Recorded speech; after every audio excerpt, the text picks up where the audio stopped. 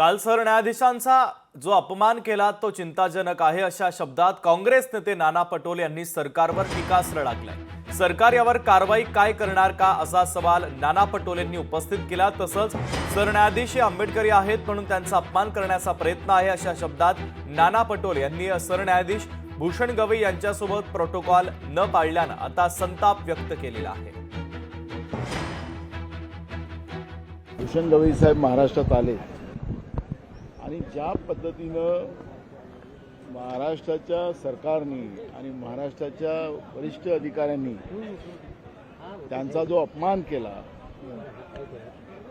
हा खऱ्या अर्थानं या महाराष्ट्रालाच नव्हे तर देशाला सुद्धा हा न पचणारा आहे। तर या सरकारने हे जे वरिष्ठ अधिकारी आहेत त्यांच्यावर नेमकी कारवाई काय करणार याचं उत्तर आम्हाला या सरकारने द्यावं। आणि खरं तर आता झालेले सीजीआय जे आहेत त्या आंबेडकरी आहेत म्हणून त्यांच्यावर या पद्धतीनं या महाराष्ट्रामध्ये त्यांचा अपमान करायचं काम हे लोक करतात का याचंही उत्तर या सरकारने दिलं पाहिजे।